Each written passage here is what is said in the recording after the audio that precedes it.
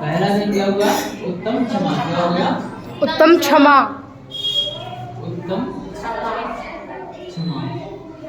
बेटा मैं आपको ना इसके बारे में बताऊंगा क्षमा होती क्या है। कल ही वैसे मैंने आप लोगों को बताया था, तो इसके ऊपर से प्रवचन आदि जो होंगे वो तो एक बाद में होंगे, ठीक है ना, समय देख के व्यवस्थाएं बनाने के बाद होंगे। लेकिन मैं बेसिकली आप लोगों को समझा देता हूँ। जो क्षमा होती है, अगर क्रोध आता है तो हमारे क्या होता है, दिमाग बंद हो जाता है। क्या हो जाता है? दिमाग बंद हो जाता है ना। क्रोध हमें कहीं भी आ सकता है, ध्यान रखना। जब हमारी कोई मन की बात पूरी नहीं होती है तो हमें क्रोध आता है। जैसे अगर मम्मी से कहा कि मुझे ये चाहिए, मम्मी ने नहीं दिया तो क्रोध आना शुरू हुआ। क्रोध मतलब क्या होता है? गुस्सा। क्या होता है? गुस्सा होता है।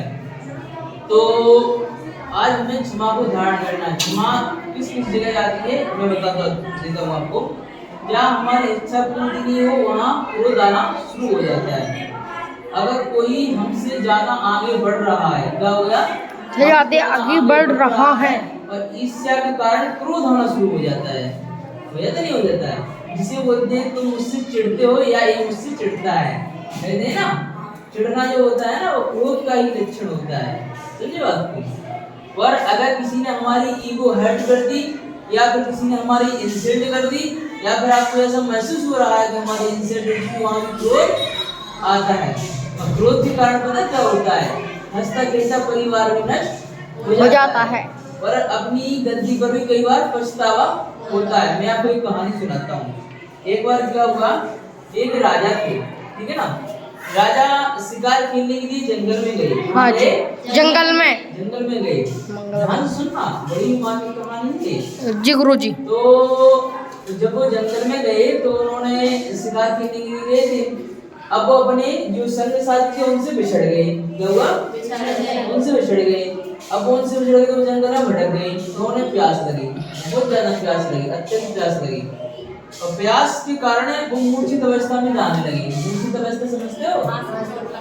हैं? मूर्छित अवस्था मतलब होता है कि मूर्छित अवस्था में बेहोशी की हालत में जाने लगी। जी गुरुजी। समझे ना आपको? हाँ जी। फिर क्या हुआ कि जो उन्होंने देखा इधर देखा कहीं पानी नजर नहीं आ रहा है।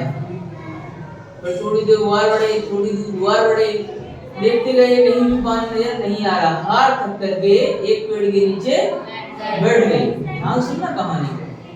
एक पेड़ के नीचे जब बैठ गए तो उन्होंने देखा क्या मैं मरने वाला हूँ, पानी मिलाने मुझे कोई संग साथी मेरे पास है नहीं, मेरी चलने की हिम्मत नहीं है। अब क्या हुआ, बैठे थे तो ऐसे ही देख रहे थे तो पेड़ से पानी टपक रहा था। क्या टपकता?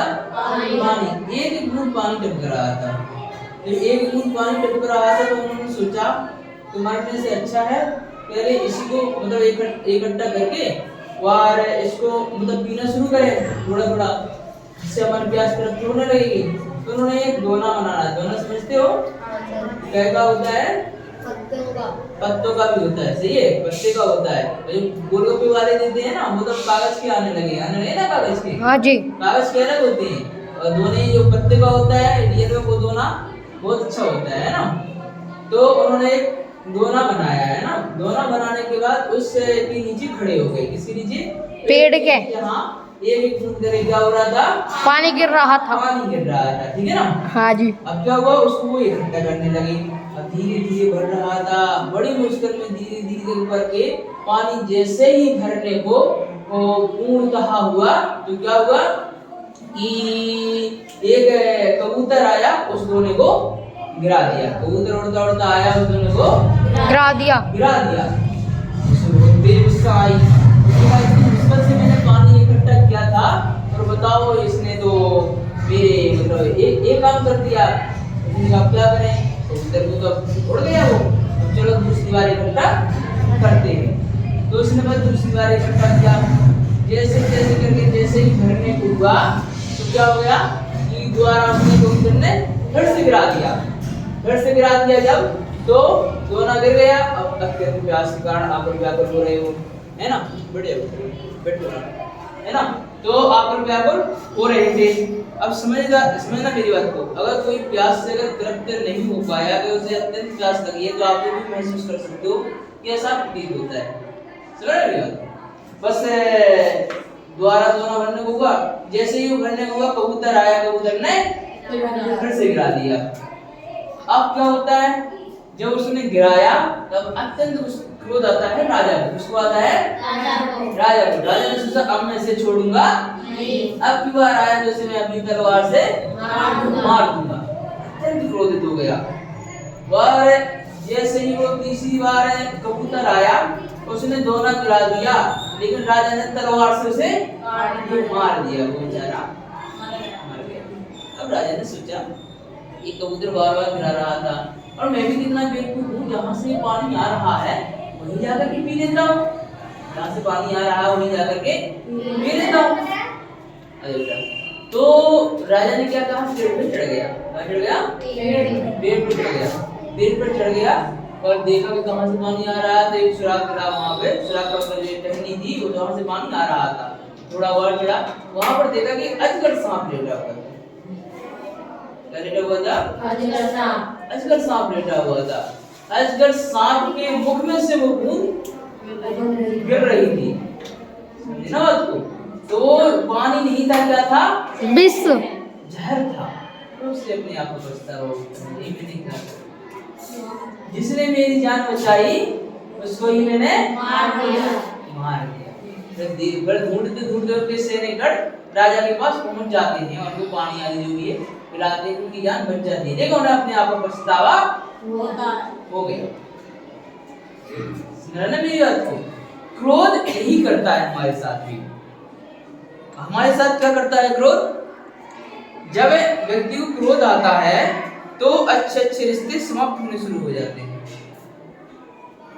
अच्छे अच्छे रिश्ते समाप्त शुरू होना, भाई बहन में लड़ाइयाँ शुरू हो जाती है। उन्होंने मुझे पेंशन नहीं दी या कोई चीजें होती है ना, या फिर सहेलियों में लड़ाइयाँ हो जाती हैं, वो क्रोध होता है। सर जी होती हैं, क्रोध होता है ना। और इसके बाद एक और मैं कहानी सुनाता हूँ कि क्रोध में व्यक्ति को जो होता है, आंख बंद हो जाती है, उसे कुछ तो दिखाई देता नहीं है। अब फिर क्या होता है, ध्यान सुनना मेरी बात। एक बार की बात है, एक पति पत्नी, उनका बच्चा अच्छी तरह से रहता था, प्रेम भाव से रहते थे। बच्चा छोटा था और पति कमाने के लिए जाता था और कमा कर कुछ पैसे जो लाता था उनकी क्या करता था, घर परिवार चलाता था। ये समझना मेरी बात को, ध्यान सुनना। किस प्रकार एक हंसता खेलता परिवार क्रोध की वजह से नष्ट हो जाता है।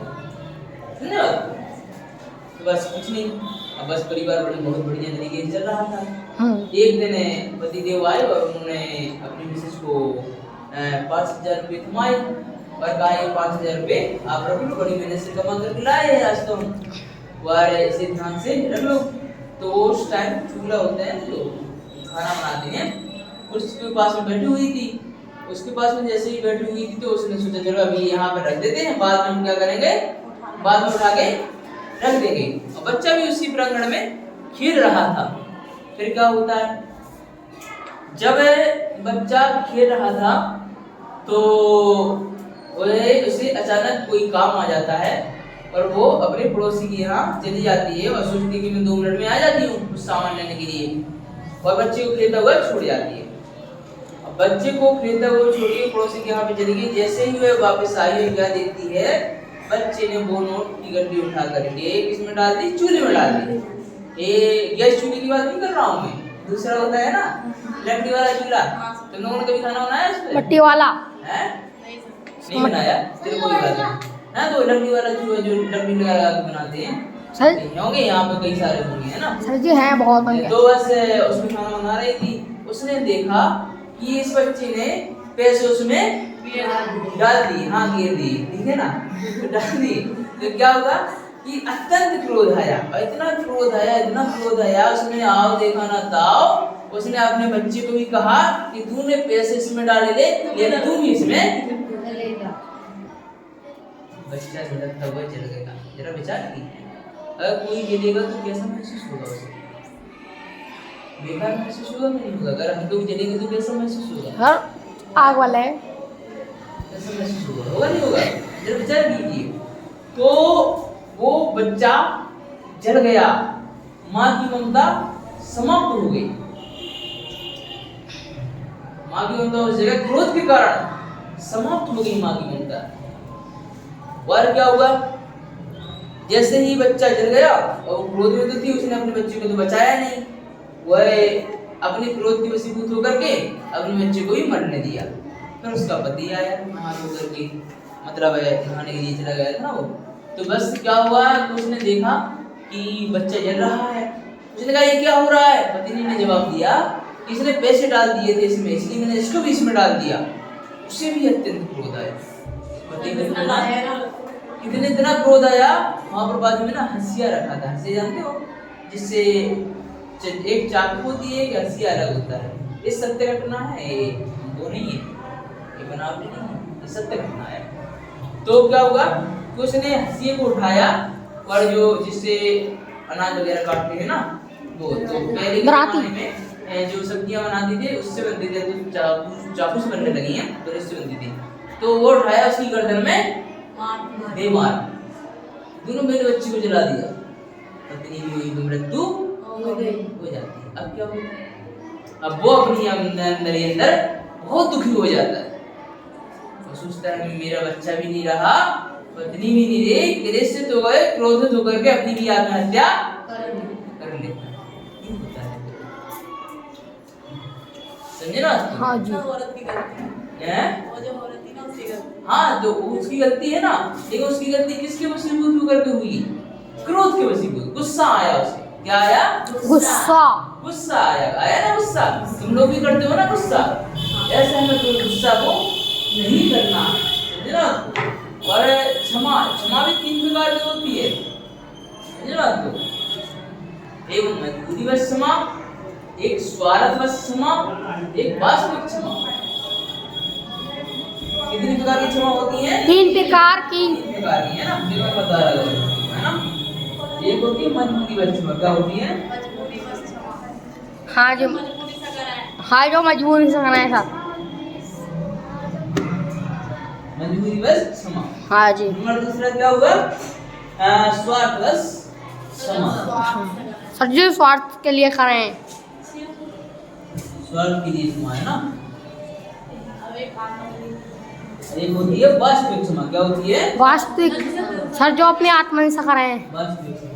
सर बंद कर दे मैं। आत्मा से जो क्षमा कर देंगे। अब बताओ, एक मजबूरीवश क्षमा, स्वार्थवश क्षमा, वास्तविक क्षमा, ठीक है ना? हाँ जी। अब मैं आपको बता रहा हूँ। मजबूरीवश क्षमा। एक बार क्या हुआ, एक सज्जन सिंह पैदल रास्ते पे चल रहे थे। हाँ जी। अब वो चल रहे थे, अब क्या हुआ कि उसने देखा कि एक ऊपर से ईंट गिरी, और जस्ट उसके सामने गिरी। क्या गिरी? जस्ट कौन है ऊपर से ईंट गिरा रहा है ना? नीचे आकर मैं तुझे बताता हूँ कौन है ऊपर। हाँ ऊपर वाला नीचे नहीं आया। अबे तो मैं बताता हूँ, उसकी ईंट लेके जाता हूँ, उसी के सर पे मारूंगा। अब वो गया, धीरे धीरे सीढ़ियां चढ़ता हुआ गया, ऊपर देखा कि एक पहलवान कुश्ती कर रहे थे, तब वो दंडक बैठक लगा रहे थे। वो उसको देख के पानी हो गया ना। क्या रे? जिसने कहा कि जी ये ईंट ना वहां गिर गई, तो मैं आपको वापस करने के लिए आया। तो क्या होगी? मजबूरीवश क्षमा, क्योंकि उसे जीत तो पाना है नहीं, हार जाएगा, अपनी मृत्यु को बुलावा तो देगा नहीं। ये होती है मजबूरीवश क्षमा। एक होती है स्वार्थवश क्षमा। एक आंटी जी गई, कहाँ गई? साड़ी की दुकान पे गई। उन्होंने एक साड़ी दिखाई, पसंद नहीं आई, दूसरी दिखाई, पसंद नहीं आई, तीसरी दिखाई, पसंद नहीं आई, 30, 40, 50, 60, 70 साड़ियाँ देख लेके पसंद नहीं आई। उस दुकानदार को भी अत्यंत गुस्सा आ रहा है, क्रोध आ रहा है। ये कर क्या रही है? इन्हें तो इतनी साड़ियाँ दिखा चुका हूँ, इन्होंने साड़ियाँ पसंद नहीं की, अभी भी पसंद नहीं की। क्या मतलब निकला मेरी इतनी मेहनत का? समझे ना आपको? उसने कहा क्या करें, कहे कुछ सकते हैं नहीं, अगर कहेंगे तो कल के दिन ग्राहक आएंगे नहीं, समझे ना? तो ग्राहक आएंगे नहीं तो मेरा तो लॉस हो जाएगा। तो उन्होंने क्या किया कि कुछ नहीं, बस उसको कह दिया कि कोई बात नहीं, जब मैं और अच्छा माल मंगाऊंगा तो आप ले जाना। उसने कहा हाँ ठीक है ये सही रहेगा। आंटी जी चलेगी अंदर ही अंदर गाली देकर ये कुछ कह नहीं पा रहा है ना, क्योंकि स्वार्थवश क्षमा क्या है, स्वार्थवश क्षमा है ना। और इस वास्तविक क्षमा क्या होती है, ध्यान से सुनिएगा, मोबाइल पे लेना हटाओ मत। तो वास्तविक क्षमा क्या होती है, ध्यान रखना। एक साधु थे, अब वो गंगा नहाने के लिए गए। कहाँ गए, गंगा नहाने के लिए। और जब वो वहां से वापस आए तो ये व्यक्ति के ऊपर थूक देता था। उसको बुरा लगा, चलो कोई बात नहीं, दूसरी बार गंगा नहाने चला जाता हूँ। दूसरी बार गंगा नहाने के लिए चले गए। दूसरी बार वहां से वापस आए, उसने कहा, साधु जी ने कहा चलो कोई बात नहीं भैया, लड़ाई थोड़ी करनी है, हम साधु संत हैं, लड़ेंगे क्यों किसी से। तो वो गए वहां पे और उन्होंने क्या किया कि द्वारा की गंगा नहाया। इस लगभग 100 बार हुआ, दीवार हुआ 100 बार। फिर वो साधु जब लास्ट में जब बाहर निकले तो ये सामने खड़ा हो गया। पहले बात करी से थूक रहा था, सामने खड़ा हो गया। मैंने आपको इतनी बार थूका और आप मतलब आपको क्रोध नहीं आया, गुस्सा नहीं आया, आपने मुझे गाली तक भी ना दी, तो किस बात की दी गाली। आपने तो मेरे ऊपर उपकार किया है। आप अगर मेरे ऊपर नहीं थूकते तो जो मैंने एक ही बार गंगा नहा के चला जाता, लेकिन आपने बार बार थूका तो मैंने लगभग 100 बार गंगा नहा लिया, मैंने कितने सारे पाप किए। ये होता है पॉजिटिव विचार। अगर आपको कोई परेशान करे, विपत्तियों में डाले, तो समझना ये हमें निखारने के लिए ऐसा हो रहा है, हमारी योग्यता बढ़ाने के लिए ऐसा किया जा रहा है। समझना मेरी बात जी गुरुजी। आपके लिए पैसा पापा मम्मी दे रहे हैं, हाँ जी, पापा मम्मी खाना भी दे रहे हैं पापा। हाँ जी। तो अभी आप कमा तो रहे नहीं, ना जी, नहीं कमा रहे हो। जब नहीं कमा रहे हो, अगर आपके पापा मम्मी ने देना बंद कर दिया तो आपको क्या रहेगा, मुझे पैसा कमाना है, मुझे भूख लगे, मुझे खाना भी है। हाँ जी, हाँ जी। खाने के लिए अगर पैसा कमाना शुरू करोगे तो आपकी योग्यता बढ़ेगी। आप हाँ पैसे जी, कैसे कमाओगे। पहले आप खुद अपनी पढ़ाई करते थे, खुद अपनी पढ़ाई करते थे, फिर सोचा कि कैसे कमाया जाए, तो छोटे बच्चों को पढ़ाना शुरू कर दिया। तो पैसों की जरूरत है, तो क्या करोगे, छोटे बच्चों को पढ़ाना शुरू करोगे, उनसे कुछ पैसा आना शुरू हो जाएगा। जब तुम छोटे बच्चों को पढ़ाना शुरू करोगे, तुम्हारा दिमाग डबल चलना शुरू हो जाएगा। डबल चलना शुरू हो जाएगा, जो तुम्हारे लिए नहीं है याद वो याद होना शुरू हो जाएगा, दिमाग की पावर बढ़नी शुरू हो जाएगी, योग्यता निकलना चालू हो जाएगी, नहीं हो जाएगी। समझ ना मेरी बात, हो जाएगी चालू। और वहाँ तुम गालियां भरी दोगे कि मम्मी पापा ने खाना बंद कर दिया, मेरा मुझे खाना नहीं दिया, आज मुझे ये करना पड़ रहा है, वो करना पड़ रहा है, लेकिन वास्तव में योग्यता तुम्हारी निखर रही है। जी गुरुजी, लाइफ में कहीं भी रहो, आप कहीं भी जॉब करो, अगर आपके ऊपर विपत्ति आती है तो समझ लेना इससे मेरी योग्यता निखर जाएगी, बढ़ेगी। ज्यादा से ज्यादा प्रॉब्लम सहन करने की शक्ति हमारे अंदर आएगी, है ना। इस तरीके से हमें विचार करना है, आज हमें क्षमा को धारण करना है ना। तो बड़ी उत्तम क्षमा धर्म की जय। सर जी हाथ जोड़ के पकड़ो।